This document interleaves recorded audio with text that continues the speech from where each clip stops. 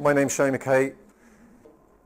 My own postural journey is that 20 years ago, I started doing massage, and I had a few injuries around that time. I had some back pain and I had some neck pain. I was still quite fit, but I entered into the working world where I was doing a lot of sitting, a lot of driving, and ultimately I had 4 bulging discs in my back. I had tendonitis in my shoulder. I seemed to constantly have neck pain while I was driving, and I was a bit of a mess. So I realized then that I wasn't bulletproof, Mr. 28-year-old, and that when we get to that age, sometimes we can get stuff going wrong with our body. Does it sound familiar to anybody? Yeah? Okay. Anybody who's 21 here, is there any 21-year-olds? No? Don't see any? No. No, you'll be bulletproof. You don't need to worry. Yeah, you, Coda. So this was kind of me. Unless you're looking for this, you wouldn't see it like somebody like me who's a therapist sees it. But sometimes I'd be walking, I'd look at somebody the way they're walking and their gait, and I'd say, oh, he's got arthritis and something wrong with his knee. And what we don't realize is these people are suffering in pain, sometimes in silence, okay? Movement is the key to be healthy and pain-free. So there's lots of, in the media, you should move more, get up from your desk, drink lots of water, all really, really important. But there's no substitute for moving, for walking. Even if it's 40 minutes every day, even if it's 20 minutes, a couple of times a day. If you go to the gym 3 times a week, that's absolutely fantastic, but that's no good if you spend the rest of the week sitting behind your desk. So it's kind of common sense stuff, but unless you really sort of take it in and you know, you sort of pull it in, it's not going to work. This is okay occasionally, but I wouldn't be doing too much of this. So why should this matter to me? I'm fit as a fiddle, I'm young, I'm bulletproof, and no issues. Now, sometimes I come into these things and the audience is really young, so it goes over their head because, you know, they don't think it's going to happen to them, they're not going to have any issues. In the past, 100 years ago, there was very to little or no back pain. Why was that? Anybody know the reason why? Because they were moving all the time, yeah. Manual labor, they're working on a farm, they may be going to a mine, they may be working in a factory, they maybe walked 5K, 10K every morning, so they're constantly moving. So the whole body as a unit is moving. The great big pillars, the glutes, which are powerful muscles, weren't weak, which is what I see a lot of. These are weak, and then people have back pain. So that's the reason why. We're in a sitting world. Now in the 21st century, get up in the morning, drive your car, or you get on the bus, you get into work, you sit down for a couple of hours, you get up a bit and move around, brilliant. But then we go home, sit on the sofa, and then we wonder why we have pain.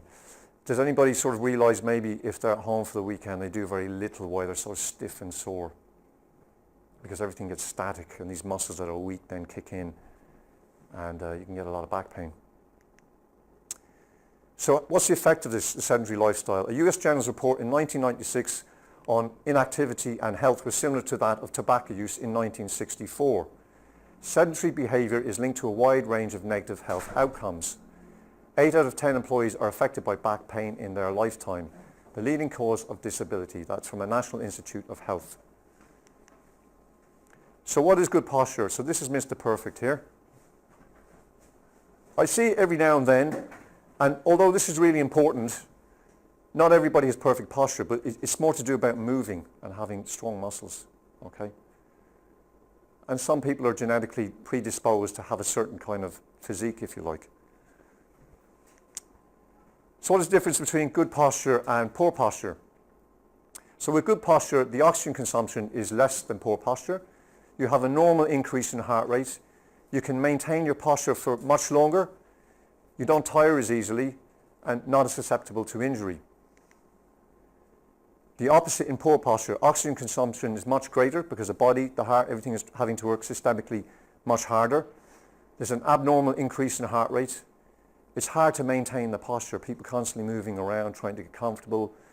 Again, I'll give you, for instance, somebody sits on the bus and they sit back and they just can't get comfortable. Their back is at them, or they get on the train and they're trying to move to find a comfortable position. With this posture, you tire more easily and susceptible to injury. Ligaments, muscle structures, tendons. So how does this affect the body? Some muscles shorten, some muscles lengthen, The body tries to adapt, over time causes cumulative injuries, neck, back pain, shoulder pain, hip pain. The pain can be anywhere, but it can be all over the body. What is the effect on the cardiovascular system? Well, it affects through lack of exercise, the cardiovascular system. Smoking affects it, obesity, being overweight, poor diet, all contribute to hypertension, coronary heart disease, cerebral vascular disease, which is stroke, peripheral vascular disease, and heart failure. What are the effects globally? As today's society has become more sedentary and desk-based, this has led to posture, dysfunction, back and neck pain. 240 billion is lost to companies globally every year. It's a big point. 22% of the European population had long-term muscle and joint pain and arthritis. This is from 2007, so that's increased. I didn't have a recent study on this, but you can imagine it's greater. And this problem is not going away. The takeaway point from this would be that 11 days off work are taken due to back pain. For most employees, productivity was reduced for 26 days after they returned to work. Nerve-related back pain in people of working age under 50 years of age is 80%. The total costs of this to the EU is 5.3 billion every year. And that's from a Pfizer study from 2012. And lastly on this here, heart attack, strokes. By 2030, almost 23.6 million people will die from CVDs, mainly from heart disease and stroke. These are projected to remain the single leading causes of death. It's very cheery, isn't it? I mean, you feel buoyed up by this now, don't you? Okay, so back to posture. So what is good posture? It's ear over shoulder, shoulder over hip, hip over knee, and knee over ankle.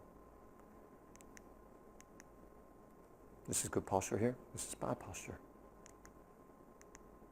Have you got any of these in the office? Who's this? Do you know who they are? Don't say anything. So posture is a tug of war. There's no such thing as perfect posture, but there's a lot you can do to help it. So a lot of people start at the beginning of the day, they're kind of sitting nice, and then by the end of the day they've been pulled into the screen. As they get tired, you get kind of drawn in, okay? Have you seen this man or woman?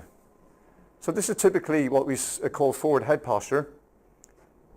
And so what happens is people get in the habit of looking at a screen or driving, and then you get some shortened muscle structures at the front and weakened ones at the back. And I'm going to talk more about that in a minute. This can happen then in the future. This guy probably has arthritis, but it's just to be aware that this is the cause of poor posture, but also could be arthritic changes as well, which can lead to this. So that's why movement is a big key. So I'm just going to pull out my friend Charlie. This is named after one of my teachers, and this guy has been great. He comes with me to these, and he's great for showing patients and clients as well. So what actually happens, so I'll just turn this around this way. So when you're sitting, hands on the desk, the muscle structures at the front, the pecs tend to shorten, okay?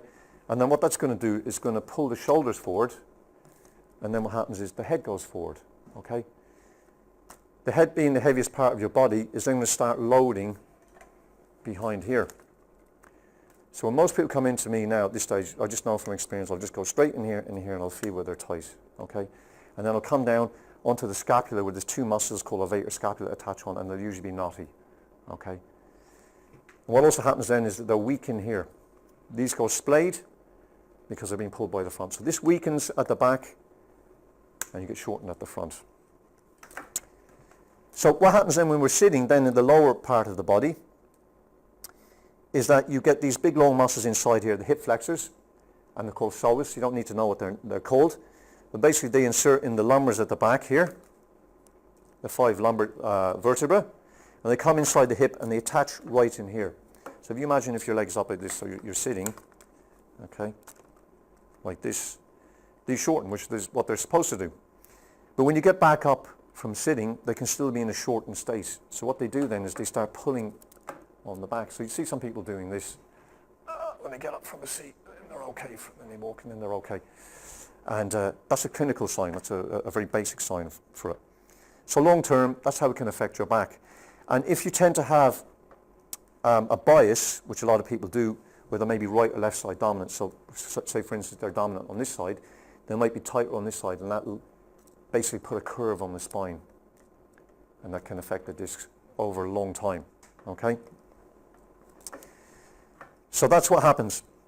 And the reason why that's happening as well is that these guys, the glutes, are too weak, and they're the most powerful muscles in the body, and if they're weak, at some stage, I don't care who you are, you're going to have back pain, because then the back will take the strain whenever you're bending over for stuff, whereas these guys should be strong.